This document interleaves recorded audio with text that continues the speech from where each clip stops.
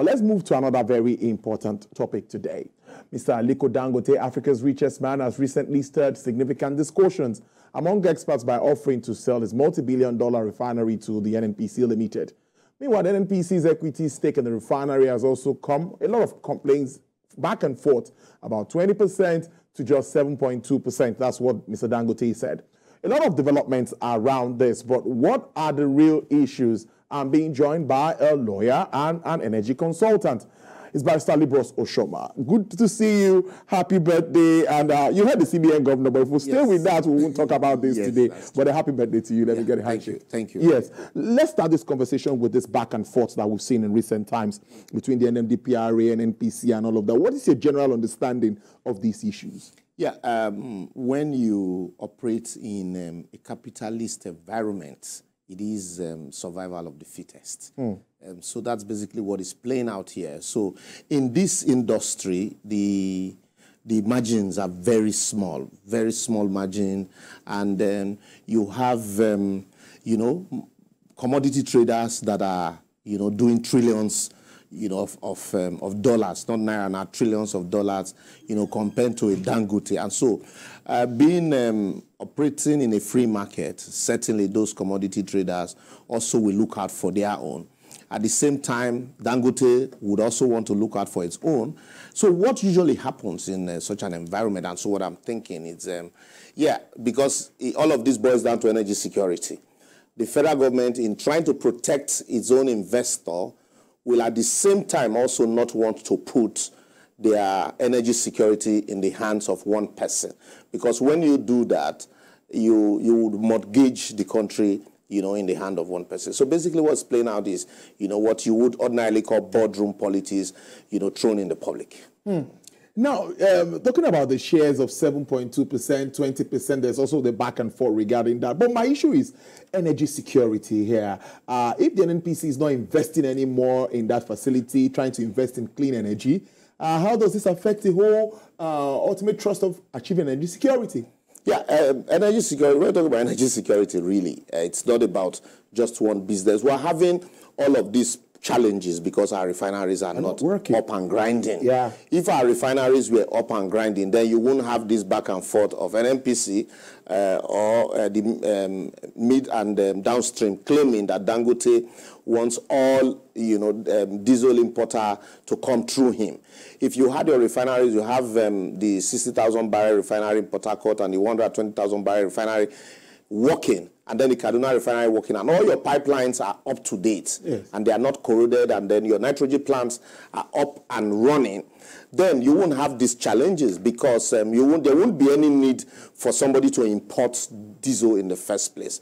And all of the issues of whether the sulfur content of that diesel is high or not will not be there. So what we need to do first and foremost is not even to buy Dangote refinery. It is to look inward. Look into our refineries and put them up to date. Last time I did complain, I'd also did question the workability of our 60,000 barrel refinery that NNPC said was going to work in December. And from my understanding, what I gathered was that what they just simply did was to flood our refinery with RPG. And the mechanical components were still not up to date. So the issue of now buying Dangote refinery shouldn't even come in. And then the issue of the stake in Dangote refinery. Mind you, all of this, you have a lot of sentiment playing out here. A lot of people, Dangote is a businessman. This was the same thing they did to Allen Onyema. It's business, really. So we should look at it from the business angle and take out the sentiment. The federal government, when the same federal government decided to invest 20% stake in the Dangote refinery, the same people that are complaining today were the same people that cried. Emefiele is giving dollar that is not available to Dangote. He's doing round tripping and the rest. And so I think that transaction, the federal government paid in $1 billion, and the balance 1.7 billion was tied to a 300 barrel per day, forward sale agreement. Yeah. And so now, also, if you look at that, apart from that forward sale agreement, you have a 90,000 barrel per day forward sale agreement also that the federal government entered into with Afrexim Bank for the $3.3 billion that they collected as loan. You also have another 35,000 barrels per day for $1 billion from Lekki Funding Limited. You have 8,000 barrels per day crude arrangement. Commitments. These are commitments, yes, from for the Chevron gas plant buyback. So all of these are commitments that are already on ground. So if an NNPC now says, look, from even the sharing agreement, profit sharing agreement that they have with the IOCs, 60-40 in most cases, that what is available will not be enough to fulfill that arrangement, initial arrangement, and so they are going to look at, other alternative. Yes, they have a right to so do, but at the same time, in doing that, you also have a right to, no matter how little, find a way to protect your local investor, which is Dangote. That's why it ought to have been a win-win situation for them. But this rough fight of, it is 45% completed, and it shouldn't be. I also do not agree that the refinery is 45% completed. It is more than that, because a refinery that is 45% completed will not be producing AGO. Because because for the refinery, you have the mechanical completion process where all of the equipment, would have been tested. Your crude distillation unit will be tested. Your FCC will be tested. And then you have the testing and commissioning. The testing and commissioning process ordinarily does not mean that you cannot produce crude. Okay. You produce crude, but it probably will not, meet the standard by the local authority. That is why, the standard of the crude, it's, in question here. But I would say that the commissioning process is far more than 45, but maybe not up to 100. And another thing that can help on all of this is for Dangote to open up their books and the refinery to the regulators to look. The idea of trying to keep some and hide some, and then the House of Rep committee that visited the Dangote refinery, who amongst those committee members is really, an energy expert? We have honorable members here that really don't, hire experts to advise them on issues. So as you're going into those places, also, the regulators should be part of that team to be able to look at, what the issues are. And I like the fact that they are meeting anyway now, so that all of the issues will be addressed and all of these things will be put behind us, so that we won't have all this back and forth. Some people are trying to ensure that I do not survive as a businessman. Others are saying, no, you have a refinery here in Malta. That's why you don't want the Dangote refinery. Look, let me tell you, Tolu, even if you have a refinery in Malta, you have a refinery in America, you have a refinery in Poland, that does not affect in any way the workability of a Dangote refinery here. Anyway, that's an ambitious refinery. Mind you, you have a Boa refinery of 200,000 capacity also in Nigeria coming up. So if all of the more the merrier, really. But the problem we have is that we are not producing enough crude. We are not producing, and then coupled with the pipeline vandalization. Do you know that the Dangote refinery even are using a VLCC to ferry crude to the refinery? There are no pipelines to those places. And another challenge that they have is the crisis in the Niger Delta. The refinery is in a place where you do not have raw materials. The oil, the crude that you need to refine, it's in Niger Delta, and so you need to use VLCC to take them to these places. So all these are challenges. Why I think, let me just jump in now. Also comes, many believe that if you allow a particular refinery to be the sole importer of crude, or distributor of this particular goods, maybe the IOCs are worried that maybe. What do you think about that? No country in the world will put its energy security in the hands of one man. Let's not deceive ourselves.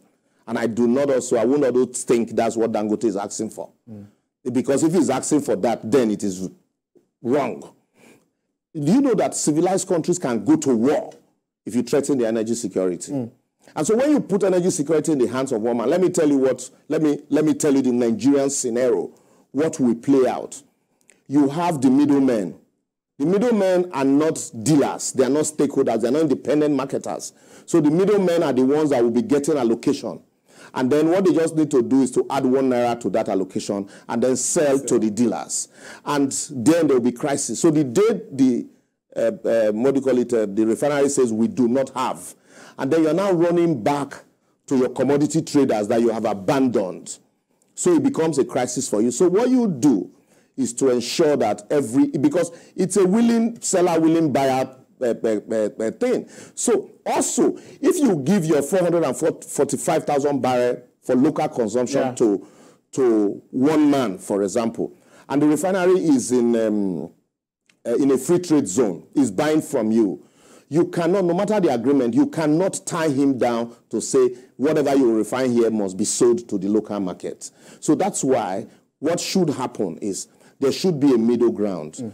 The crude is already tied to a lot of, apart from the sharing formulas, you also already have a lot of wholesale agreement tied to it. So the government should find a way, like the president has suggested, to squeeze out a little for Dangote to ensure that, it encourages the investment here, and which is what they are currently doing anyway. But so that we discountenance this idea of fight here, because the country also need to protect its investors. Yeah. So there won't be any need for fight. But putting your energy security in the hands of one man, I will not encourage it. No country will encourage it. Nobody, even though every businessman in Nigeria want to be a monopoly. Where every businessman here want to monopolize their space. Some people will say, they refer to the fight between Dangote and Boa on cement, and refer to Ibeto and all of those things. These are issues that ordinarily shouldn't come up.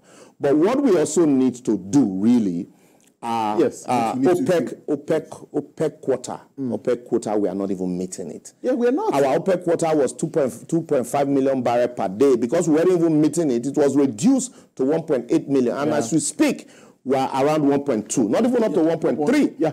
So if you are able to protect your pipelines, do you know that in the 60s we built pipelines and we built, depot across the country. You have 20 depot, NNPC depot across the federation, that once you pump crude in Warri, for example, or in Escravos, in a few matter of minutes or hours, you have it everywhere. But today, you're in a situation where you have to, ferry crude from, Escravos to Dangote. You imagine the man hour and the additional cost. That is why the cost of producing crude in Saudi Arabia, Saudi Aramco, it's way lesser. You have about $10 per barrel. But here you are hovering around 35 to 50 barrel.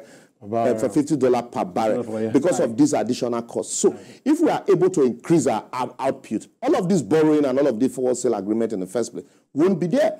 Because if you have 2.5 million, let's even say 1.8 million barrel, already the 1.2 that you have is tied to wholesale agreement and, all this importation that you're talking about. Then you have some for not even the 650,000 barrel.